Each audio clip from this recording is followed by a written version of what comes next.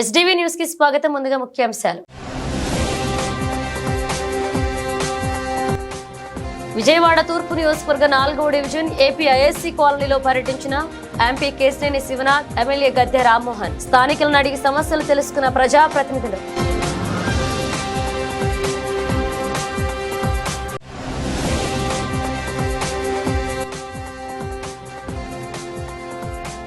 United bank retired ఉద్యోగుల సంఘ ఆధ్వర్యంలో ధర్నా. ఉద్యోగులందరికీ పెన్షన్ ఇవ్వాలన్న డిమాండ్ను ప్రభుత్వం గుర్తించి అమలు చేయాలని డిమాండ్.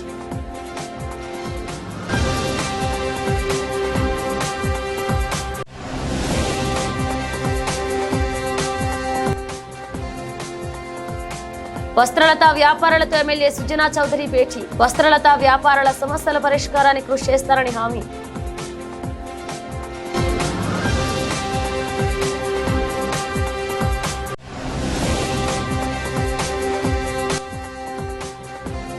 పర్యాటక శాఖ మంత్రి వాస్తవాలను ఒప్పుకుంటేనే సభకి తప్పుదోవ పట్టించారన్న ఎమ్మెల్సీ కుంభారవి. అన్ని అనుమతులు ఉన్న రిషికొండపై అసత్య ప్రచారాలు చేస్తున్నారని మండిపాటు.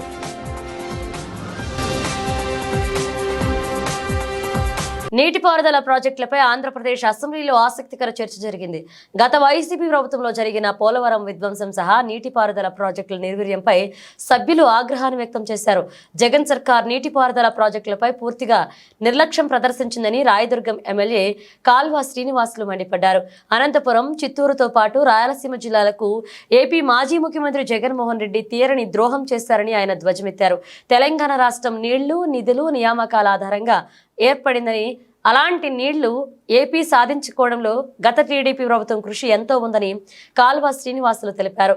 ఆంధ్రప్రదేశ్ విభజన సమయంలో రాష్ట్ర ప్రయోజనాలు కాపాడేందుకు 512 టీఎంసీలను ఏపీకి, 299 టీఎంసీలు తెలంగాణకు కేటాయించేలాగా సీఎం చంద్రబాబు కృషి చేశారన్నారు. కానీ గత వైసీపీ ప్రభుత్వం చేసిన నిర్వాకం వల్ల రాయలసీమ అత్యంత నీటి దుర్భిక్షంతో కొట్టుమిట్టాడుతోందని ఎమ్మెల్యే శ్రీనివాసులు ఆగ్రహించారు. కనీసం తాగునీరు లేక ప్రజలు ఇబ్బందులు పడుతున్నారని ఆవేదన వ్యక్తం చేశారు. భవిష్యత్తులో నీటి ఇబ్బందులు లేకుండా ఎన్డీఏ ప్రభుత్వం అన్ని చర్యలు తీసుకుంటుందని ఎమ్మెల్యే కాల్వ శ్రీనివాసులు చెప్పారు. ఒక స్టోరేజ్ రిజర్వాయర్ ఇక్కడ వస్తే బాగుంటుంది, గోదావరి పైన రావాలి అని ఆలోచించి ప్రిలిమినరీ ఇన్వెస్టిగేషన్ 42-44లో చేశాడు. అప్పట్లో ఒక జీవో కూడా ఇష్యూ చేశారు. ఆ జీవో ప్రకారం ఫర్దర్ ఇన్వెస్టిగేషన్ తొలిసారి మీరు చూస్తే 170 అడుగులు ఎత్తి పెట్టాలని, ఆ నుంచి 208 అడుగులు కూడా పెట్టాలని, దీనివల్ల 340 నుంచి 700 టీఎంసీ నీళ్లు పోలవరంలో, పేరు కూడా అప్పుడు పోలవరం కాదు, అక్కడ రిజర్వాయర్ నీళ్లు ఉంటాయని చెప్పి ఒక అవగాహనకు వచ్చారు. 75 నుంచి 150 మెగావాట్ల పవర్ ఉత్పత్తి చేయొచ్చు అనుకున్నారు. పేరు కూడా రామపాద సాగర్ని సైట్ని ఐడెంటిఫై చేసి అక్కడ ఈ ప్రాజెక్టు కట్టాలని చెప్పి ఆ రోజు నిర్ణయించారు. కడాన దిశ ఈ ప్రాజెక్టుని గోవిందరాజు అయ్యంగారని 5-6 ఆగస్టు 1947లో ఇవన్నీ కూడా కన్సల్టెంట్గా ఉండి ఇవన్నీ ఎస్టాబ్లిష్ చేసి ఇది ఫీజిబిలిటీ ఉంది, selection of site for dam is the best available site అని ఫైనలైజ్ చేశారు. ఆ రోజు కానీ ఇప్పుడు వచ్చినట్టు పోలవరం పూర్తయిన దిశ. ఏపీ అసెంబ్లీ సమావేశాలు కొనసాగుతున్నాయి. మండలిలోని అనేక అంశాలపై చర్చలు జరుగుతున్నాయి. ఈ సందర్భంగా మంగళవారం రుషికొండ భవనాలపై మండలిలో వాడివేడి చర్చ జరిగింది. రుషికొండ భవనాలపై అధికార ప్రతిపక్ష నేతల మధ్య వాగ్వాదం చోటు చేసుకుంది. అయితే సభ్యుల మధ్య వాగ్వాదాలను ఉప ముఖ్యమంత్రి పవన్ కళ్యాణ్ ఆసక్తిగా గమనించారు. రుషికొండపై శాసన మండలిలో ఎమ్మెల్సీ దువ్వారపు రామారావు ప్రశ్నలు లేవనెత్తారు. ప్రభుత్వం ఏం చేయబోతుంది, ఏ విధంగా వినియోగించబోతుంది, విశాఖ ప్రజలకు, రాష్ట్ర ప్రజలకు ఏం ఉపయోగమో చెప్పాలని ఎమ్మెల్సీ కోరారు. సభలో వైసీపీ ఎమ్మెల్సీ బొత్స మాట్లాడుతూ ప్రభుత్వ భవనాలకు ప్రజా ఆమోదం ఎక్కడైనా ఉంటుందా అని ప్రశ్నించారు. రుషికొండ ప్యాలెస్ ప్రభుత్వ భవనమన్నారు. తాజ్ మహల్ కన్నా బాగుందని కూటమి నేతలే చెప్పారన్నారు. అందులో అవినీతి జరిగితే చర్యలు తీసుకోవాలని అందులో ఏం పెడతారో ప్రభుత్వమే నిర్ణయించుకోవాలన్నారు. అసెంబ్లీ నిర్మాణానికి చదరపు అడుగుకు 14,000 రూపాయలు ఖర్చు చేశారని బొత్స తెలిపారు. మా హయాంలో నిర్మించిన భవనం ప్రభుత్వ భవనం, దాన్ని ఏ విధంగా ఉపయోగించుకుంటారో ప్రభుత్వం ఇష్టమన్నారు. దమ్ముంటే రండి చూసుకుందామని సభ్యులు ఇలా మాట్లాడడం కరెక్ట్ కాదు అన్నారు ఆయన. మీరు చెప్పిందంత వినరు. ఇక సబ్జెక్ట్ డిబేట్ అవ్వకండి దయచేసి. మీరు అడిగిన ప్రశ్నకు అనుబంధం అడగండి. మీరు ప్రశ్నలే ఏం మెటీరియల్ వాడారని అడగలేదుగా. మీరు ఏం మెటీరియల్ అడిగితే పని అది వాడారు ఇది వాడలేదని చెప్పొచ్చు. మీరు దయచేసి కాంట్రవర్సీ చేయకండి, సభను కాంట్రవర్సీ చేయకండి. మీరు కాంట్రవర్సీ చేయకండి సభని ప్లీజ్. మీరు అడగండి, అడగండి, సబ్జెక్ట్ అడగండి, సబ్జెక్ట్ అడగండి, మీరు సబ్జెక్ట్ అడగండి. సబ్జెక్ట్ అయితే సబ్జెక్ట్ కాపాడు. మీరు అనుకున్న సబ్జెక్ట్ కాదు.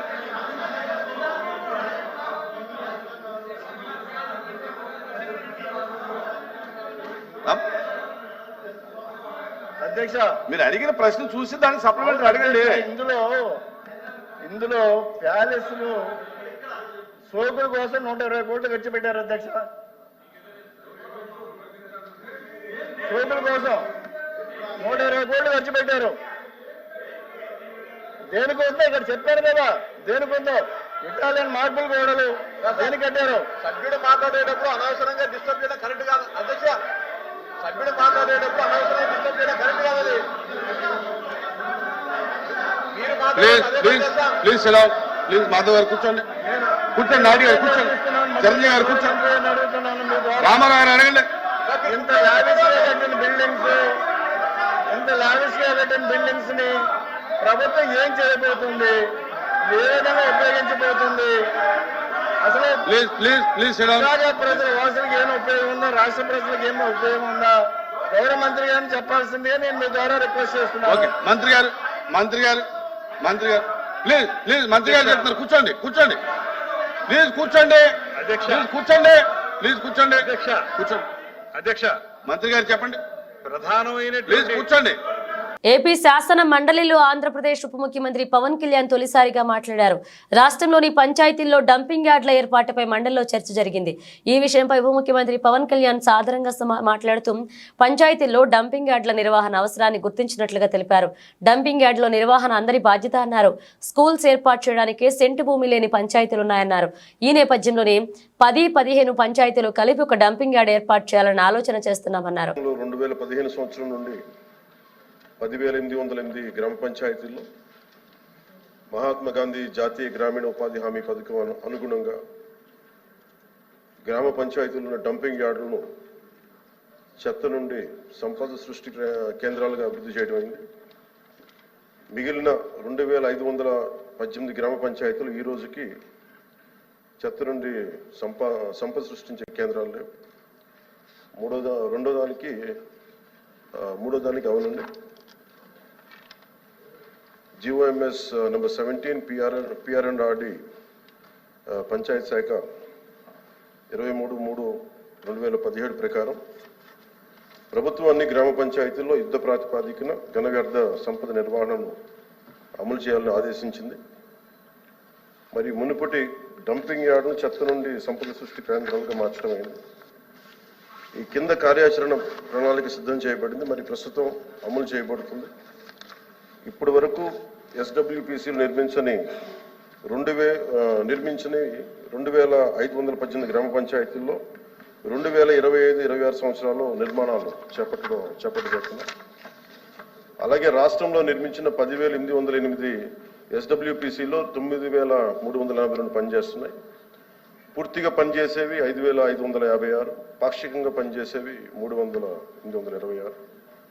పాక్షికంగా పనిచేసే 3,826 SWPCలు మార్చి 25 నాటికి పూర్తిగా పనిచేసే స్థితికి అప్గ్రేడ్ చేయబడతాయి. 1,420 ఎన్నికల సమయంలో కరెంటు ఛార్జీలు పెంచమని చెప్పిన సీఎం చంద్రబాబు ఇప్పుడు విస్మరించడం సరికాదని వామపక్ష పార్టీల నేతలు మండిపడ్డారు. 17,000 కోట్ల రూపాయలకు పైగా ప్రజలపై భారాలు మోపాలనుకోవడం దుర్మార్గమని, విద్యుత్ సర్దుబాటు ఛార్జీలు ఉపసంహరించుకోకపోతే పోరాటం తప్పదు అని హెచ్చరించారు. విద్యుత్ ట్రాప్ ఛార్జీలను రద్దు చేయాలని, స్మార్ట్ మీటర్లను వ్యతిరేకిస్తూ వామపక్ష పార్టీల ఆధ్వర్యంలో విజయవాడ లెనిన్ సెంటర్లో నిరసన కార్యక్రమాన్ని చేపట్టారు. ఈ ధర్నాలో CPM రాష్ట్ర కార్యదర్శి వి శ్రీనివాసరావు, CP రాష్ట్ర కార్యదర్శి కె రామకృష్ణ, సిపిఎం రాష్ట్ర కార్యదర్శి వర్గ సభ్యులు సిహెచ్ బాబురావు తదితరులు పాల్గొన్నారు. అనంతరం వారు మాట్లాడుతూ తాము అధికారంలోకి వస్తే కరెంటు ఛార్జీలు పెంచమని సీఎం చంద్రబాబు ఎన్నికల సమయంలో హామీ ఇచ్చారని గుర్తు చేశారు. రేపటి నుంచి నెల 30వ తేదీ వరకు సభలు, సదస్సుల ద్వారా ప్రజలను చైతన్యవంతులను చేస్తామని, డిసెంబర్లో పోరాటాన్ని మరింత ఉధృతం చేస్తామన్నారు. పారిశ్రామికవేత్తలకు దోచిపెట్టేందుకే విద్యుత్ భారాలు మోపుతున్నారని మండిపడ్డారు. చంద్రబాబు గతంలో ఏది చెప్పారో ఆ మాట నిలబెట్టుకోవాలన్నారు. స్మార్ట్ మీటర్లు పెట్టబోమని ప్రభుత్వం స్పష్టమైన ప్రకటన చేయాలని డిమాండ్ చేశారు. ప్రకటన రాకుంటే రాష్ట్ర వ్యాప్తంగా ప్రజలను కలుపుకుని పెద్ద ఎత్తున పోరాటం చేస్తామని హెచ్చరించారు. కరెంట్ ఛార్జీలు తగ్గించాలని డిమాండ్ చేస్తూ వామపక్ష పార్టీల ఆధ్వర్యంలో అసెంబ్లీ సమావేశాలు జరుగుతున్న సందర్భంగా ఇక్కడ నిరసన కార్యక్రమాన్ని చేపట్టడం జరిగింది.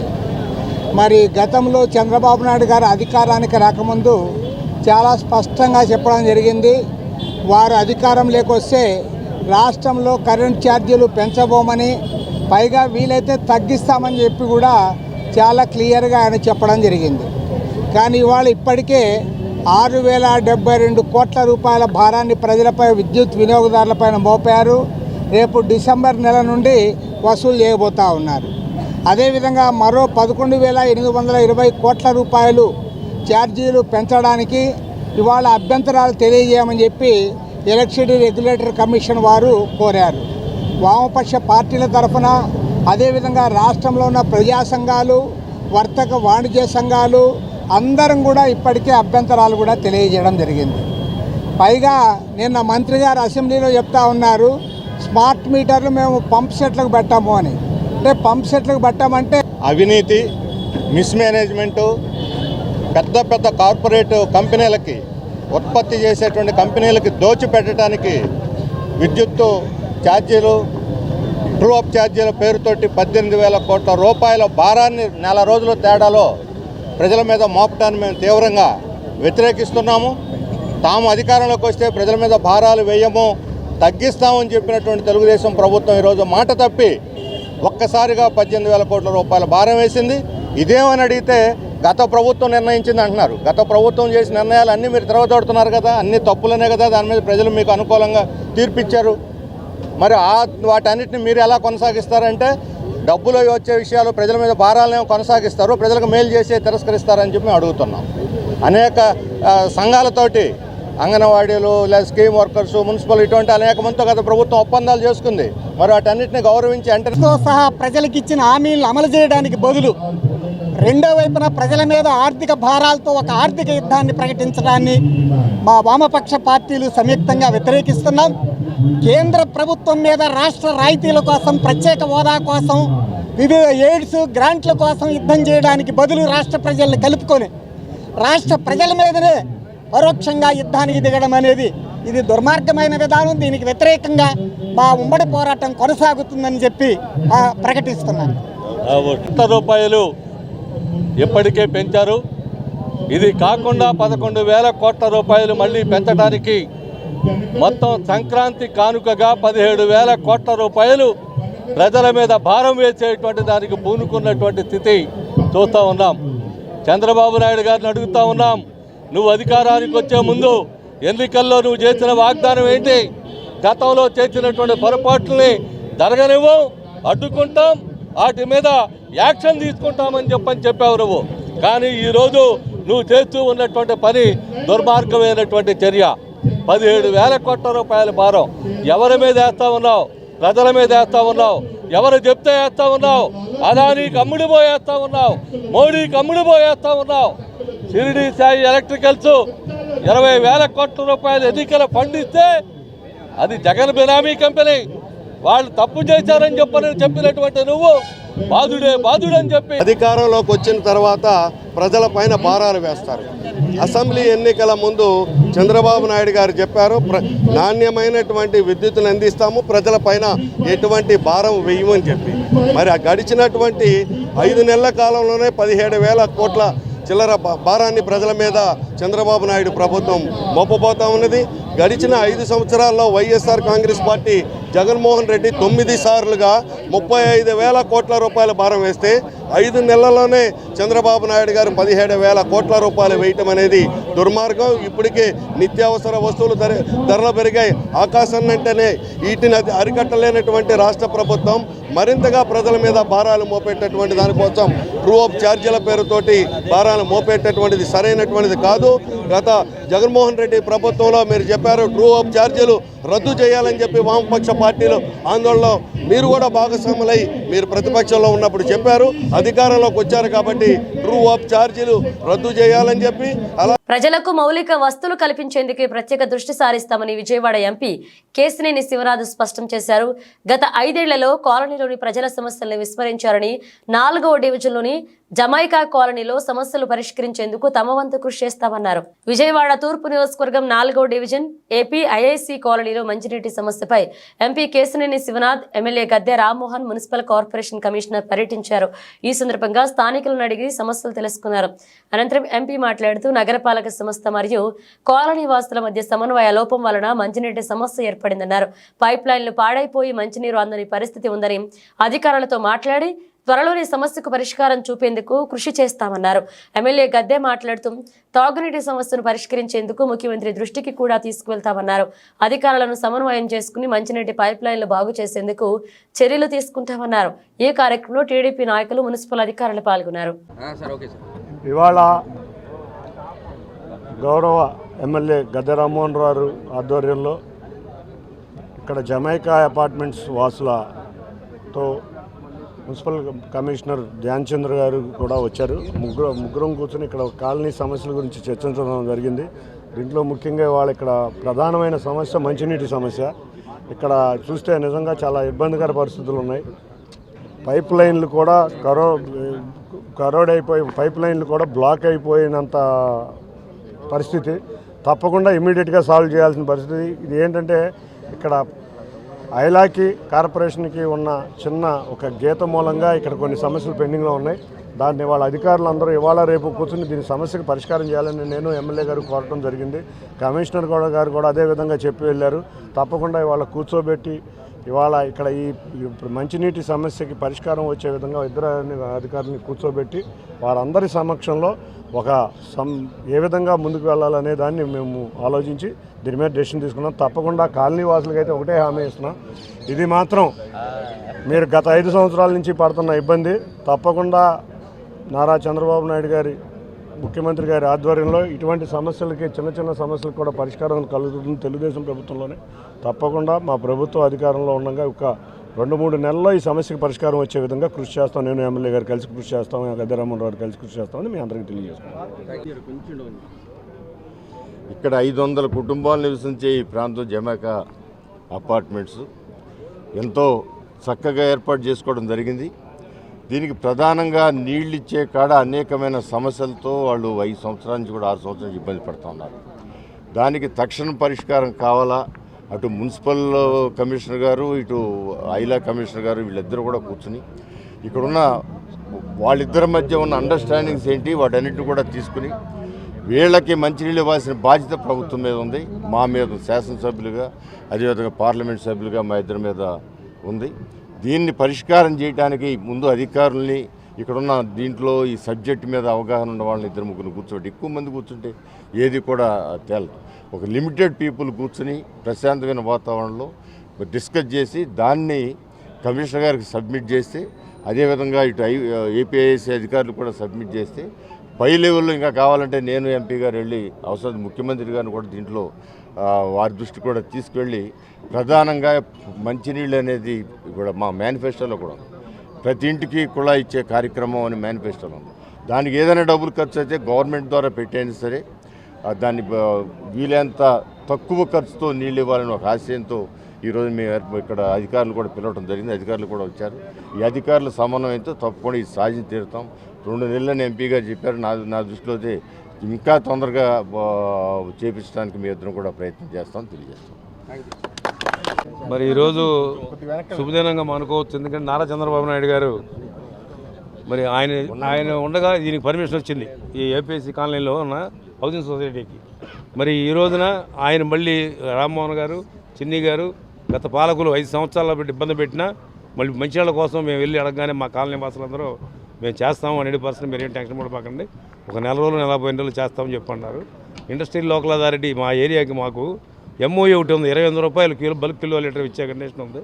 దాన్ని కాదని 50 రూపాయలు చేయడం వల్ల ఈ మాకును ఆ మున్సిపల్ కార్పొరేషన్కి ఉన్న అటంకి ఇప్పుడు వచ్చిన కమిషనర్ గారికి ఈ విషయం క్లియర్గా చెప్పి ఆ ఎంఓఏ ముందు పెట్టి ఇప్పుడు అధికారులతో ఇవాళ డిస్కస్ చేసి వీలైనంత వరకు ఈ వారం రోజుల్లోనే దీన్ని ఒక కొలికి తీసుకురావాలి. తీసుకొచ్చిన తర్వాత మేము తీసుకెళ్ళి ఎంపీ ఎమ్మెల్యేకి ఇస్తే అవసరమైతే ఆయన కమిషనర్తో నారాయణ గారితో మాట్లాడి దీన్ని సరి చేస్తామని చెప్పడం జరిగింది. బహుశా 5 సంవత్సరాలు పెట్టి ఆగినా ఈ 2 నెలల్లో మంచి నీళ్ళు వస్తాయని ఆనందంగా ఉంది అందరికీ. మా కాలనీ వాళ్ళు చాలా సంతోషంగా ఉన్నారు. దేశ ఆర్థిక అభివృద్ధికి బ్యాంకు ఉద్యోగులు చేసిన సేవలు ఎనలేనివని, అటువంటి వారి పెన్షన్ను 1993 నుంచి ఇప్పటి వరకు అప్డేట్ చేయలేదని, ఇది ప్రభుత్వాలు మరియు బ్యాంకుల నిర్లక్ష్యానికి నిదర్శనమని ఆంధ్రప్రదేశ్ బ్యాంక్ రిటైర్డ్ ఫెడరేషన్ అధ్యక్షుడు వి కొండలరావు ఆవేదన వ్యక్తం చేశారు. బ్యాంక్ ఉద్యోగులు చెల్లించే ఆరోగ్య బీమా ప్రీమియంపై జీఎస్టీ తొలగించారని, ఆరోగ్య బీమా ప్రీమియంలో కనీసం 50% సబ్సిడీ ఇవ్వాలని ఆయన డిమాండ్ చేశారు. మంగళవారం ధర్నా చౌక్ లో యునైటెడ్ బ్యాంక్ రిటైర్డ్ ఉద్యోగులు సంఘం ఆధ్వర్యంలో ధర్నా చేపట్టారు. రాష్ట్రంలోని అన్ని ప్రాంతాల నుండి పెద్ద ఎత్తున రిటైర్ ఉద్యోగులు ఈ ధర్నాలో పాల్గొన్నారు. ఈ కార్యక్రమంలో ఆంధ్రప్రదేశ్ బ్యాంక్ రిటైర్డ్ ఫెడరేషన్ అధ్యక్షుడు బివివి కొండలరావు, ప్రధాన కార్యదర్శి Ellarao, joint secretary K Viswanatha Nayak, ఉపాధ్యక్షుడు MN Rao, chairman MB Shankarrao తదితర పాల్గొని ప్రసంగించారు. ఈ సందర్భంగా వారు మాట్లాడుతూ దేశాభివృద్ధికి బ్యాంకు ఉద్యోగులు చేస్తున్న సేవలు ఎంతో ముఖ్యమైనవని, అటువంటి బ్యాంకు ఉద్యోగులు పెన్షన్లు ఇప్పటి వరకు అప్డేట్ చేయలేదని, ప్రభుత్వాలు మరియు బ్యాంకుల నిర్లక్ష్యమైందుకు కారణమని ఆరోపించారు. నేను పంజాబ్ నేషనల్ బ్యాంకులో పనిచేసి రిటైర్ అయినా. నేను 2000 సంవత్సరంలో రిటైర్ అయినా బ్యాంకు నుంచి. అప్పుడు పెన్షన్ ఎప్పుడుందో ఇప్పుడు నాది అంతే పెన్షన్. అంటే దాదాపు 24 సంవత్సరాలు అయినా. Okay. I'm K Viswanath Nayak. I'm the joint general secretary of all India bank retirees federation. We are here along with Mr. M.N. Rao, our Vice President, and our State Secretary, State President, to have our protest program against the negative attitude of the Government of India and the Indian Banks Association in not revising upwards the pension of the bank retirees since 1986. In 1993, there was a settlement. Ever since, more than 35 years, not a single paise has been increased in the basic pension of the bank retirees. This is a funded scheme. There is adequate pension fund of 4,27,000 crores, and in all other sectors. నా పేరు M Narasimharao. నేను all India bank retirees federation ప్రెసిడెంట్ని. దాదాపుగా ఈ updation of pension అనేటువంటిది issue banking సెక్టార్లో లేదు. Government, state government, central government సెక్టార్లో ఎప్పుడైతే వేజ్ రివిజన్ కానీ శాలరీ జరిగిందో వాళ్ళందరికీ పెంచుతూ ఉన్నారు. మాకు ఇప్పుడే 2000 సంవత్సరంలో ఎవరైతే రిటైర్ అయిన వాళ్ళకి బేసిక్ పెన్షన్ అంత ఉందో ఇప్పుడు అంతే. అంటే ఈ కాస్ట్ ఆఫ్ లివింగ్ పెరిగిన కొద్దీ బేసిక్ పెన్షన్ ఉంటుంది పెరగదు. దానిపైన డిఎం అడిగి ప్రతి 6 నెలలకు పెరుగుతూ ఉంటుంది. సో ఇప్పుడు ఉన్నటువంటి బ్యాంకింగ్ సెక్టార్లో 6,75,000 మంది రిటైరీస్ ఉన్నారు. ఈ 6,75,000 మందికి అప్డేషన్ ఆఫ్ పెన్షన్ కనుక చేస్తే ఇప్పుడు ఉన్నవాళ్ళు సుమారుగా ఈ 80 ఏళ్ళు దాటిన వాళ్ళు సుమారుగా ఇప్పుడు ఈ బ్యాంకింగ్ సెక్టార్లో ఉన్నవాళ్ళు దాదాపుగా 1,00,000 మంది ఉన్నారు. నా పేరు ఎల్లారావు. నేను ఆంధ్రప్రదేశ్ బ్యాంక్ రిటైరీస్ ఫెడరేషన్ ప్రధాన కార్యదర్శిని. ఈ రోజున మేము united firm of bank retirees organisation పేరున మేము ఒక మహాధర్నా కండక్ట్ చేస్తున్నాం. ముఖ్యంగా మేము దేన్ని కండక్ట్ చేస్తున్నామంటే బ్యాంకింగ్ సెక్టార్లో 25 సంవత్సరాల నుండి ఏ రకమైనటువంటి పెన్షన్లు పెంపుదల చేయట్లేదు. 1995లో పెన్షన్ స్కీము ఇంప్లిమెంట్ చేసిన దగ్గర నుండి కూడా ఏ పెన్షన్ అయితే ఇస్తున్నారో ఇవాళకి కూడా అదే పెన్షన్ ఇస్తున్నారు. మిగతా సెక్టార్లో చూసుకున్నట్లయితే సెంట్రల్ గవర్నమెంట్ కానీ, స్టేట్ గవర్నమెంట్ కానీ, లేదా నబార్డ్ కానీ, రిజర్వ్ బ్యాంక్ కానీ, ఆఖరికి మా బ్యాంకులు. మన రాష్ట్రంలో మత్స్యకారులు అన్ని రంగాల్లో వెనుకబడి ఉన్నారని, వారిని ఎస్టీ జాబితాలో చేర్చాల్సిన అవసరం ఎంతైనా ఉందని కేంద్ర రాష్ట్ర ప్రభుత్వాలకు GPR charitable trust chairman Garikina Paidiraju విజ్ఞప్తి చేశారు. ఇతర రాష్ట్రాలలో మత్స్యకారులు ఎస్టీ జాబితాలో ఉన్నారని ఈ సందర్భంగా గుర్తు చేశారు. విజయవాడ ప్రెస్ క్లబ్ లో మంగళవారం ప్రపంచ మత్స్యకారుల దినోత్సవం జీఆర్పీ చారిటబుల్ ట్రస్ట్ మత్స్యకారుల సెల్ ఆధ్వర్యంలో జరిగింది. ఈ కార్యక్రమంలో పలువురు మత్స్యకారులు నాయకులు పాల్గొన్నారు. GPR charitable trust chairman Garikina Paidiraju, చిన్ని చిట్టిబాబు, అర్జిల్లి దాసం, కొల్లి శ్రీనివాసరావు పాల్గొన్నారు. ఈ కార్యక్రమంలో వారు మాట్లాడుతూ జీపీఆర్ ట్రస్ట్ చేసిన సేవలను కొనియాడారు. ఇతర రాష్ట్రాల్లో మత్స్యకారులు ఎస్టీలుగా ఉన్నారని, మన రాష్ట్రంలో కూడా మత్స్యకారులను ఎస్టీ జాబితాలో చేర్చాలని డిమాండ్ చేశారు. మత్స్యకారులు కేంద్ర రాష్ట్ర ప్రభుత్వాల పాలసీలు, స్కీములు తెలుసుకుని వాటిని ఉపయోగించుకోవాల్సిన అవసరం ఉందన్నారు. ప్రపంచ మత్స్యకారుల దినోత్సవం సందర్భంగా మత్స్యకారులందరికీ శుభాకాంక్షలు తెలిపారు. నమస్తే అండి, నా పేరు గరికిన పైడిరాజు అండి, విశాఖపట్నం. గత 20 సంవత్సరాలుగా ఈ కార్యక్రమాన్ని చేస్తూ ఉన్నాను. ప్రపంచ మత్స్యకారుల దినోత్సవం నవంబర్ 21 జరుపుకోవాలని, మత్స్యకారులు అందరూ కూడా ఈ కార్యక్రమంలో పాల్గొనాలని మా అన్ని జిల్లాల నుండి వచ్చినటువంటి లీడర్లు తరపున మేమందరం కలిసి పిలుపునిస్తున్నాం. ప్రజల యొక్క ప్రాబ్లమ్స్ ఏంటి, అవి గవర్నమెంట్కి తెలియజేయడం, గవర్నమెంట్ వాళ్ళకి ఏం చేయాలి అనేది ఒక డిమాండ్స్ చెప్పడం, ఇవన్నిటినీ కూడా మేము ఇటు ప్రజలు అభివృద్ధి సంక్షేమం కోసం ఈ ట్రస్ట్ ద్వారా తెలియజేస్తూ ఉంటాం. ఇప్పుడు ప్రపంచ మత్స్యకారుల దినోత్సవం సందర్భంగా ఇక్కడ మత్స్యకారులందరికీ శుభాకాంక్షలు తెలియజేస్తున్నాం మా చారిటబుల్ ట్రస్ట్ తరపున. అలాగే ఇక్కడికి వచ్చినటువంటి అన్ని జిల్లాల నుండి వచ్చినటువంటి లీడర్స్, నాయకులు, మత్స్యకారు నాయకులు అందరికీ కూడా నా హృదయపూర్వక నమస్కారాలు తెలియజేస్తున్నాను. అందరికీ నమస్కారం అండి. నా పేరు డాక్టర్ కొల్లు శ్రీనివాసరావు అండి, Bhimavaram. Business owner and social activist. Fisheries issues gap మీద నాకు విసులుబాటిన సమయంలో వర్క్ చేస్తూ ఉంటాను. ఈరోజు ప్రపంచ మత్స్యకార దినోత్సవం సందర్భంగా మత్స్యకార నాయకులకు, పెద్దలకు, మీడియా మిత్రులందరికీ కూడా నా శుభాకాంక్షలు తెలియజేస్తూ, ముఖ్యంగా 2-3 ముఖ్యమైనటువంటి సమస్యలు మీ ముందు ఉంచి, దానికి సంఘ నాయకులు అయితే ఉంది, ప్రభుత్వం ఏంటి చేస్తున్నటువంటి 2 అంశాలు మీ ముందు సింహావలోకనం చేసుకోవడానికి అవకాశం ఇచ్చినందుకు కృతజ్ఞతలు జీపీఆర్ ఫౌండేషన్ వారికి తెలియజేస్తూ, ప్రధానమైనది ఇది ఫిషరింగ్ అనేది 2 రకాలుగా ఉంటుంది. మెరైన్, ఇన్లాండ్ అనేది సముద్ర ప్రాంతం, తర్వాత నదులు, కాలువలు, ఇవి 2 రకాలుగా ఉంటుంది.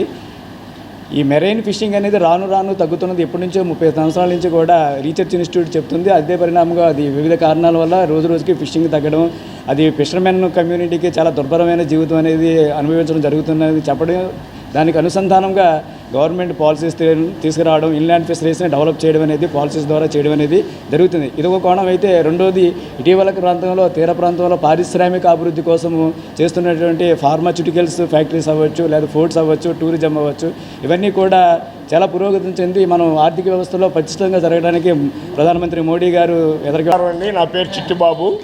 నేను మత్స్యకారుల సంక్షేమ సమితి అని ఒక ఆర్గనైజేషన్లో రాష్ట్ర కార్యదర్శిగా బాధ్యతలుగా ఉన్నాను. అయితే ఈ రోజున మన గరికిన పైడిరాజు గారు ప్రతి సంవత్సరం ఈ కార్యక్రమం చాలా గొప్పగా నిర్వర్తించడం, మా జాతి పెద్దలందరినీ కూడా సత్కరించుకొని గౌరవించుకోవడం, అందులో ముఖ్యంగా ఈరోజు జరిగింది కార్యక్రమం. చాలా సంతోషం. అయితే మీకు మత్స్యకారుల విషయాలకు వస్తే, మనకి ఈ దేశం మొత్తం మీద మనకి ఉత్తరాంచల్లో మత్స్యకారులు ఎస్సీలుగా ఉన్నారు, ఉత్తరప్రదేశ్లో ఎస్సీలుగా ఉన్నారు, కలకత్తాలో ఎస్సీలుగా ఉన్నారు మత్స్యకారులు, అదే పశ్చిమ బెంగాల్లో మత్స్యకారులు ఎస్సీలుగా ఉన్నారు.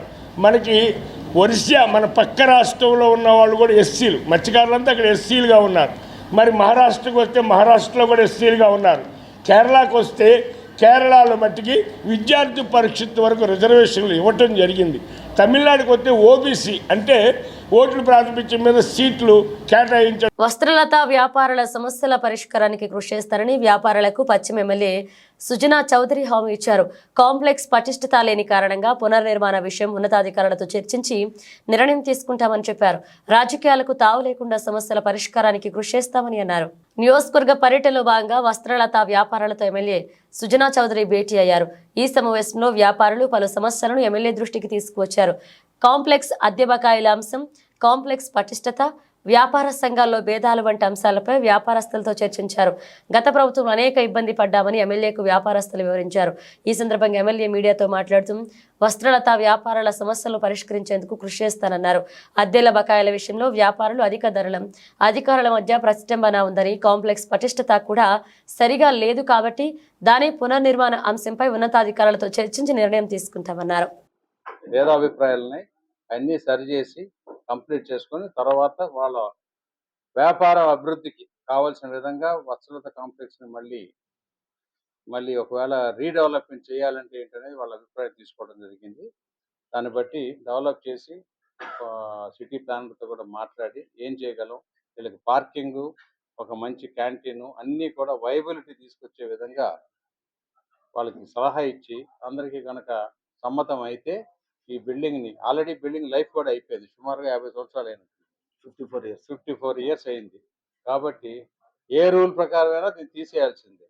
కాబట్టి వీళ్ళందరూ కూడా అందరూ ఎక్కువ మంది సుముఖంగానే ఉన్నారు. ఆ విధంగా కమిషనర్ గారితో కూడా మాట్లాడి, మున్సిపల్ అడ్మినిస్ట్రేటివ్ మినిస్టర్ గారితో కూడా మాట్లాడి చేపిస్తామని చెప్తాను.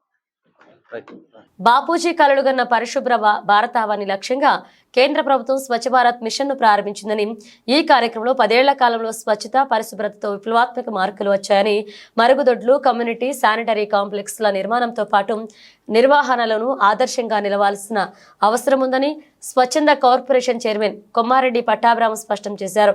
ప్రపంచ మరుగుదొడ్డు దినోత్సవం సందర్భంగా మంగళవారం జిల్లా కలెక్టర్ కార్యాలయంలో గ్రామీణ నీటి సరఫరా పారిశుద్ధ్య శాఖ ఆధ్వర్యంలో నిర్వహించిన జిల్లా నీటి పారిశుద్ధ్య మిషన్ సమావేశంతో పాటు ప్రత్యేక కార్యక్రమంలో Swachhandhra corporation chairman Kommareddy Pattabhiram, MD B Anil Kumar Reddy, incharge collector doctor Nidhi Meena పాల్గొన్నారు. మన మరుగుదొడ్లు మన గౌరవం, మరుగుదొడ్లు శుభ్రంగా ఉంచుకోండి, ఆనందంగా జీవించండి అంటూ రూపొందించిన పోస్టర్లను ఆవిష్కరించడంతో పాటు ప్రతిజ్ఞ చేయించారు. సమాజానికి విశేష సేవలు అందిస్తున్న పారిశుద్ధ్య కార్మికులను సత్కరించడంతో పాటు లబ్ధిదారులకు వ్యక్తిగత మరుగుదొడ్లు మంజూరు పత్రాలను అందజేశారు. ఈ సందర్భంగా స్వచ్ఛాంధ్ర కార్పొరేషన్ చైర్మన్ పట్టాభిరామ్ మాట్లాడుతూ ఏడాది ప్రపంచ మరుగుదొడ్ల దినోత్సవం సందర్భంగా హమారా శౌచాలయ్ హమారా సవాన్ ఇతివృత్తంతో ప్రత్యేక ప్రచార కార్యక్రమాన్ని ప్రారంభించినట్లుగా తెలిపారు. From 19th of November this year we will be celebrating it in a mode of campaign which will culminate on 10th of December, which is Human Rights Day. So it is a connection of connecting the sanitation with human rights. And as a part of preparation, last week Manamu Jillalo training ichamu. Then we had a survey where we surveyed all the community sanitary complexes existing in the NTR district to know the functionality status of the complexes. So as a part of the campaign, we will ensure that all the non-functional community sanitary complexes are made functional. We will also identify, we will survey where leftover beneficiaries for individual household toilets. వాళ్ళకు మనం sanction letters కూడా ఇస్తాము. Then we are also planning it is as a interdepartmental activity. So DEO is there and for education from education department, PDICDS is there from PDICDS is also there. So we will try to assess all the institutes to ensure that the cleanliness and sanitation hygiene standards of all of toilets of all the institutes are also maintained. So in the end, and all those dignitaries who are present here. అందరికీ నమస్కారం. World toilet day సందర్భంగా ఏర్పాటు చేసినటువంటి ఈ కార్యక్రమానికి వచ్చినటువంటి వారందరికీ కూడా స్వాగతం. ఈ సంవత్సరం వరల్డ్ టాయిలెట్ డే సందర్భంగా ద క్యాంపెయిన్ స్లోగన్ ఇస్ హమారా శౌచాలయ్ హమారా సమ్మాన్. This is the campaign slogan which was given by Government of India. So దీన్ని కన్వర్ట్ చేస్తే మన గౌరవం, మన టాయిలెట్ సంబంధించి దానికి మన గౌరవం కూడా ముడిపడి ఉంటుంది. ఎందుకంటే ఓపెన్ డెఫికేషన్ గతంలో మనం చూసాం, అది ఏమాత్రం కూడా గౌరవప్రదం కాదు. గౌరవ ప్రధానమంత్రి నరేంద్ర మోడీ గారు స్వచ్ఛ భారత్ అభియాన్ ప్రారంభించినటువంటి సందర్భంలో ఆయన అన్నమాటలు ఇవే. మన ఇంట్లో ఉన్నటువంటి ఆడవారు కానీ పిల్లలు కానీ టాయిలెట్ యూజ్ చేయకుండా బహిరంగ ప్రదేశం. ఉన్నత విద్యా మండలి పనితీరుపై అసెంబ్లీలో ఓల్ వాయిదా తీర్మానం ఇచ్చామని పీడీఎఫ్ ఎమ్మెల్సీ కేఎస్ లక్ష్మణరావు అన్నారు. ఎన్నికలు ముగిసిన వెంటనే ఉన్నత విద్యా మండలి చైర్మన్ రాజీనామా చేశారన్నారు. నేటికి చైర్మన్ లేరని, అనేక యూనివర్సిటీల్లో వైస్ ఛాన్సలర్స్ లేరన్నారు. నియమించే వారు కూడా లేరని చెప్పుకొచ్చారు. యూనివర్సిటీల్లో 5,000 పోస్టులు ఖాళీగా ఉన్నాయని, గత ప్రభుత్వం భర్తీ చేయలేదని ఈ ప్రభుత్వం పట్టించుకోవడం లేదన్నారు. యూనివర్సిటీ వీసీలను నియమించాలని, ఖాళీగా ఉన్న అధ్యాపక పోస్టులు భర్తీ చేయాలని మండలిలో కోరామని తెలిపారు. మీడియా మిత్రులకి నమస్కారం. ఈరోజు శాసన మండలిలో పీడీఎఫ్ గ్రూప్ తరఫున వాయిదా తీర్మానం ఉన్నత విద్యా మండలి విశ్వవిద్యాలయాల పనితీరు మీద వాయిదా తీర్మానం ఇవ్వటం జరిగింది. ముఖ్యంగా రాష్ట్రంలో ఉన్నత విద్యా మండలి మీకు తెలుసు, ఉన్నత విద్యా మండలి హైయర్ ఎడ్యుకేషన్ యాక్టివిటీస్ అన్నిటిని కూడా అది సమన్వయం చేయాలి. ఎలక్షన్ రిజల్ట్స్ వచ్చిన రోజునే అంటే జూన్ 4వ తారీఖు ఉన్నత విద్యా మండలి చైర్మన్ హేమచంద్రారెడ్డి గారు రాజీనామా చేశారు. ఇంతవరకు ఇప్పుడు 6-7 నెలలు గడిచిపోయింది. ఇంతవరకు కొత్త చైర్మన్ నియమించలేదు. ఇన్ఛార్జి చైర్మన్గా ఉన్నటువంటి కె రామ్మోహన్ రావు అనే ఆయన ప్రొఫెసర్ గారు, ఆయన 2 యూనివర్సిటీలకి వీసీ పోస్టులకు అప్లై చేశారు. దాంతో ఆయన ఉన్నత విద్యామండలి కార్యకలాపాలు నిర్వహించట్లేదు. అందుకని మేము పీడీఎఫ్గా వాయిదా తీర్మానంలో కోరింది ఏంటంటే ఉన్నత విద్యామండలి చైర్మన్ని వెంటనే నియమించాలని మనం కోరటం జరిగింది. రెండో అంశం, ఈరోజు రాష్ట్రంలో ప్రధానమైన యూనివర్సిటీలు సుమారు 15 యూనివర్సిటీలకు పైగా వైస్ ఛాన్సలర్స్ లేరు. అన్ని చోట్ల కూడా ఇన్ఛార్జి వైస్ ఛాన్సలర్ పాలన జరుగుతుంది. వైస్ ఛాన్సలర్ నియామకం కోసం దరఖాస్తులు ఆహ్వానించి 50 రోజులైంది. ఆ దరఖాస్తుల్ని పరిశీలన చేసేవాళ్ళు కూడా లేరు. అందుకని యూనివర్సిటీ ఉన్నత విద్యామండలి చైర్మన్ నియమించాలి, యూనివర్సిటీల వైస్ ఛాన్సలర్ని పర్మనెంట్ వైస్ ఛాన్సలర్ నియమించాలని చెప్పేసి ఈ వాయిదా తీర్మానంలో కోరాం. మూడో అంశం ఏంటంటే రాష్ట్రంలో అన్ని యూనివర్సిటీల్లో కలిసి సుమారుగా 55,000 పోస్టులు, 5,000 ప్రొఫెసర్లు, అసిస్టెంట్ ప్రొఫెసర్. పర్యాటక శాఖ మంత్రి వాస్తవాలను ఒప్పుకుంటేనే సభకి తప్పుదోవ పట్టించారని ఎమ్మెల్సీ కుంభా రవిబాబు అన్నారు. ఋషికొండతో పాత రిసార్ట్స్ శిథిలావస్థకు చేరుకున్నాయని, ఆ స్థానంలో అన్ని అనుమతులు తీసుకుని ఋషికొండ రిసార్ట్స్ నిర్మించామని తెలిపారు. సిఆర్జెడ్ అనుమతులు, పర్యావరణ అనుమతులు, కేంద్ర అటవీ శాఖ అనుమతులు తీసుకుని ఋషికొండ నిర్మాణం చేపట్టామన్నారు. తాత్కాలిక అసెంబ్లీ సచివాలయానికి ఎస్ఎఫ్టీ 14,000తో నిర్మించారు. దేశంలో ఎక్కడా లేని అత్యుత్తమమైన నిర్మాణం జరిగిందని స్వయానా ముఖ్యమంత్రి అన్నారు. ముఖ్యమంత్రి నివాసం ఉంటున్న కరకట్ట నివాసానికి ఎటువంటి అనుమతులు లేవని మంత్రే చెప్పారు అని, అన్ని అనుమతులు ఉన్న ఋషికొండపై అసత్య ప్రచారాలు చేస్తున్నారని మండిపడ్డారు. శాసన మండలిలో మంత్రులు మాట్లాడుతున్నటువంటి మాటల్ని పరిశీలన చేసిన, తెలుగుదేశానికి సంబంధించినటువంటి శాసన మండలి సభ్యులు మాట్లాడుతున్నటువంటి తీరు చూసినా కూడా వాళ్ళకైతే ఇంకా అధికారంలో ఉన్నామనే భావనలో లేరు. ప్రతిపక్షంలో ఏ విధంగా మాట్లాడతారో, ప్రతిపక్షంలో ఉండి, ఎందుకంటే తెలుగుదేశానికి అలవాటుగా మారినటువంటి అబద్ధాలని తీసుకొచ్చి ఆ అబద్ధాల ద్వారా రాష్ట్ర ప్రజల్ని మభ్యపెట్టడం కోసం వాళ్ళు చేస్తున్నటువంటి ప్రయత్నాలను చూస్తూ ఉంటే నిజంగా ప్రజాస్వామ్యవాదులందరూ కూడా సిగ్గుపడే విధంగా వాళ్ళ తీరు ఉన్నటువంటి పరిస్థితులు. నేను ఈరోజు సూటిగా అడుగుతా ఉన్నా, గడిచిన 3-4 సంవత్సరాలుగా ఋషికొండ భవనాలకు సంబంధించి తెలుగుదేశానికి సంబంధించినటువంటి చంద్రబాబు నాయుడు గారి దగ్గర నుంచి మొదలుకొని కింద స్థాయి కార్యకర్తల వరకు కూడా ఋషికొండలో నిర్మించినటువంటి భవనాలన్నీ కూడా జగన్మోహన్ రెడ్డి గారికి సంబంధించినటువంటి భవనాలుగా చిత్రీకరించి ఎన్నికల్లో లబ్ధి పొందడానికి వాళ్ళు చేసినటువంటి ప్రయత్నాలు కూడా ఈ సందర్భంగా గుర్తు చేస్తా ఉన్నా. ఈరోజు శాసన మండలిలో సాక్షాత్తు మంత్రి గారు చెప్పారు, అక్కడ నిర్మించినటువంటి భవనాలకు సంబంధించి జీవీఎంసీ పర్మిషన్లు ఉన్నాయని, సిఆర్జెడ్ పర్మిషన్లు ఉన్నాయని, కోర్టుల్లో కేసులు ఉన్నప్పుడు కూడా కోర్టులు ఇచ్చినటువంటి తీర్పులకు అనుగుణంగా నిర్మాణాలు కొనసాగించారన్న అంశాన్ని మంత్రి గారు ఈరోజు శాసన మండలిలో చెప్పినటువంటి పరిస్థితులు. దాంతోపాటుగా మనం కూడా చూసాం, ఈ రాష్ట్రానికి సంబంధించి ముఖ్యమంత్రిగా ఉన్నటువంటి వ్యక్తి కానీ, డిప్యూటీ చీఫ్ మినిస్టర్ కానీ, సంబంధిత మంత్రులు కానీ రిషికొండ భవనాలను పరిశీలన చేసినప్పుడు అద్భుతమైనటువంటి భవనాలు నిర్మించారనే అంశాన్ని కూడా వారి నోటితోనే చెప్పినటువంటి పరిస్థితులు. నేను ఎందుకు ఈ విషయాలని కూడా చెప్తున్నానంటే, ఇప్పటి వరకు కూడా ఋషికొండ జగన్మోహన్ రెడ్డి గారికి సంబంధించినటువంటి భవనాలుగా ప్రచారం చేశారు. ఇవాళ వాళ్ళు మంత్రులు చెప్పారు ఇది ప్రభుత్వానికి సంబంధించినటువంటి భవనం. గతంలో ఉన్నటువంటి టీటీడీ బోర్డు సమావేశంలో తీసుకున్న నిర్ణయాలను భాజపా రాష్ట్ర అధ్యక్షురాలు ఎంపీ పురంధేశ్వరి స్వాగతించారు. భక్తులకు త్వరితగిన శ్రీవారి దర్శనం అయ్యే విధంగా చర్యలు తీసుకోవడం శుభపరిణామమన్నారు. Actually, Bharatiya Janata Party welcomes the decision taken by the TTD chairman Sri B.R. Naidu garu.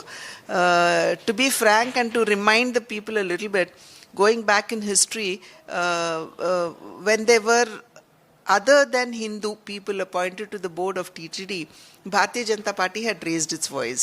The reason being that people who do not understand the Hindu dharma and the process of the rituals, they will not be able to do justice to the devotees coming to the temple, neither will they be able to do justice to their own responsibility.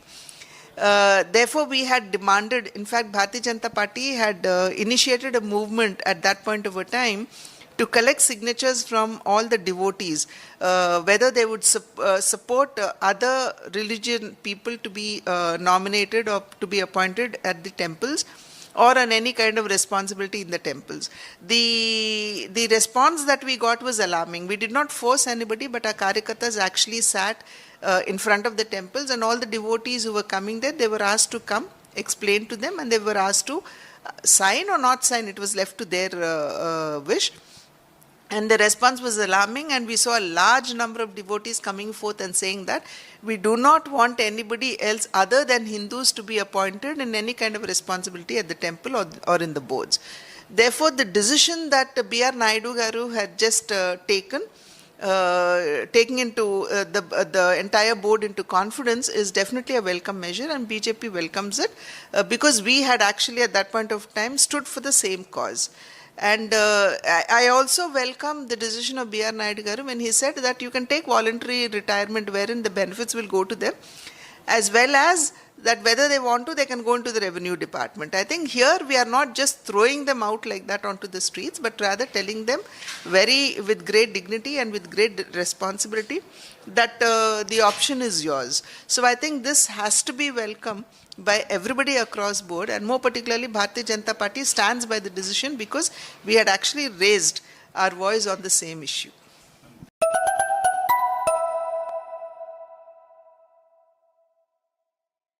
గుడివాడలో త్రాగునీటి సమస్యల పరిష్కారానికి చర్యలు తీసుకోవాలని MLA Venigandla రాము ప్రభుత్వాన్ని కోరారు.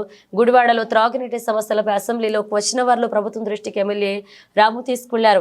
గత పాలకుల నిర్లక్ష్యంతో సమ్మర్ స్టోరేజ్ ట్యాంకులు సమస్యల వలయంలో ఉన్నాయన్నారు. రాబోయే వేసవిలో ఇబ్బందులు లేకుండా గుడివాడ ప్రజలకు త్రాగునీరు సరఫరా అయ్యేలాగా చర్యలు తీసుకోవాలని విజ్ఞప్తి చేస్తున్నారని ఆయన తెలియజేశారు. అత్యంత నిర్లక్ష్యానికి గురైన నియోజకవర్గం ఉందంటే గుడివాడ నియోజకవర్గం అధ్యక్ష. అనేక సమస్యలు అలాగే పెండింగ్ పెట్టేసుకుని ఏమాత్రం పనంటూ జరగకుండా ఎలాంటి ప్రతి విషయంలోనూ అత్యంత నిర్లక్ష్యంగా వ్యవహరించిన పాత ఎమ్మెల్యే.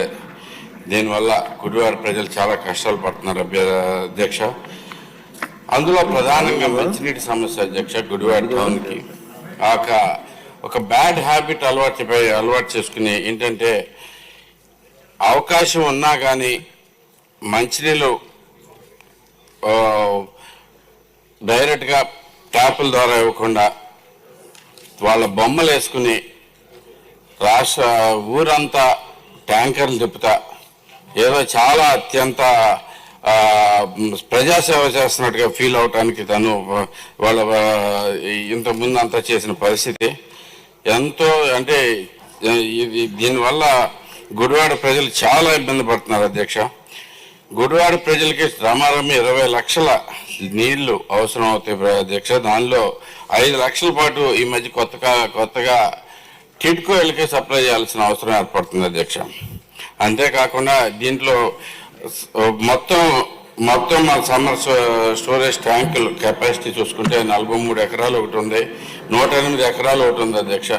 43 ఎకరాల పాత ఓల్డ్ సమ్మర్ స్టోరేజ్ ట్యాంక్ అయితే కనుక గండి పడిపోయి 3 ఏళ్ళు అవుతుంది అధ్యక్ష. 3 ఏళ్ళు అయినా కానీ ఇప్పటిదాకా గండి పొడుచుకుండా అలాగే ఉంటుంది. సో దాంట్లో నీటి సామర్థ్యం అసలు చాలా తక్కువ పెట్టుకోగలుగుతున్నాం. అలాగే కొత్త సమ్మర్ స్టోరేజ్ ట్యాంక్ కూడా ఎన్నాళ్ళ నుంచో నిర్లక్ష్యానికి గురయ్యి దాని బండ్స్ మొత్తం చాలా బులెటిన్ ముగించే ముందు హెడ్లైన్స్ మరోసారి. విజయవాడ తూర్పు నియోజకవర్గ 4వ డివిజన్ ఏపీ ఐఎస్సీ కాలనీలో పర్యటించిన ఎంపీ కేశినేని శివనాథ్, ఎమ్మెల్యే గద్దె రామ్మోహన్. స్థానికులను అడిగి సమస్యలు తెలుసుకున్న ప్రజాప్రతినిధులు.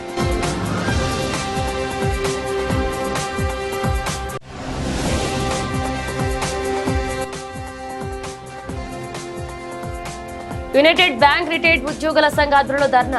ఉద్యోగులందరికీ పెన్షన్ ఇవ్వాలన్న డిమాండ్ను ప్రభుత్వం గుర్తించి అమలు చేయాలని డిమాండ్.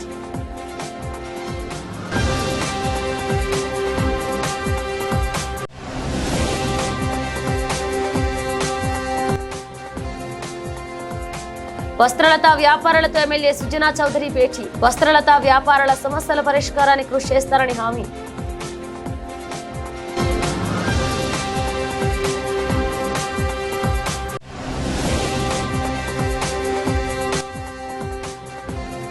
పర్యాటక శాఖ మంత్రి వాస్తవాలను ఒప్పుకుంటేనే సభకి తప్పుదోవ పట్టించారన్న ఎమ్మెల్సీ కుంభారవి. అన్ని అనుమతులు ఉన్న రిషికొండపై అసత్య ప్రచారాలు చేస్తున్నారని మండిపాటు.